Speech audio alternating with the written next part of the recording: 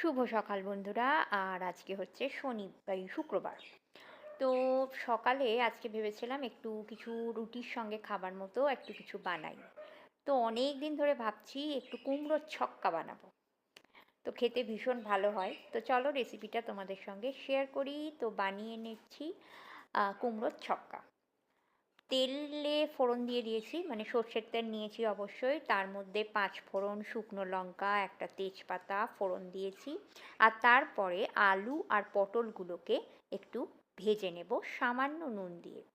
আলু আর পটলটা যখন একটু হালকা ভাজা ভাজা একটু নরম হয়ে আসবে, ওর মধ্যে দিয়ে দেব কেটে রাখা বড় বড় করে ডুমো ডুমো করে কেটে রাখা কুমড়োগুলো। তো এটাকেও ভালো করে নাড়াচাড়া করব এবং মানে সব কিছুর সঙ্গে মজতে দেব। একটু নরম হয়ে এলে এর মধ্যে দিয়ে দেব বেশ কিছুটা ছোলা, মানে ভেজানো ছোলা আর কি। তো এটাকেও একটু মিশিয়ে নেব। আর ড্রাই স্পাইসেসের মধ্যে যেটা দিই সেটা হচ্ছে একটু জিরে গুঁড়ো, একটু কাশ্মীরি রেড চিলি পাউডার আর সামান্য হলুদ গুঁড়ো। এই মোটামুটি আমি এইটার মশলার মধ্যে দিই।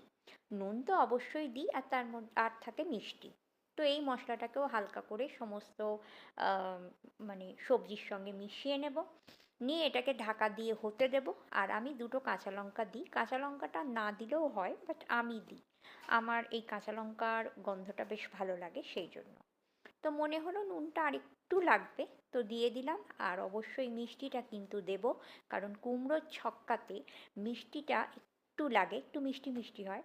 সামান্য একটু জল দিয়ে দেব, তরকারিটা তো একটু মাখা মাখা হয়ে যায় সেই জন্য। তো এটাকে এবার ঢাকা দিয়ে হতে দেব।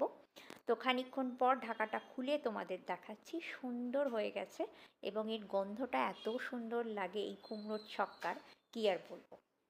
তো আমার রান্না মোটামুটি রেডি।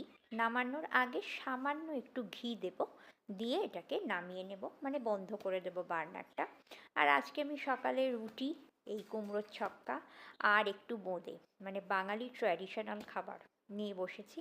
তো চলো আজকের মতো, মানে এখনকার মতো টাটা। সবার দিনটা খুব ভালো কাটুক, আনন্দে কাটুক, সুস্থভাবে কাটুক।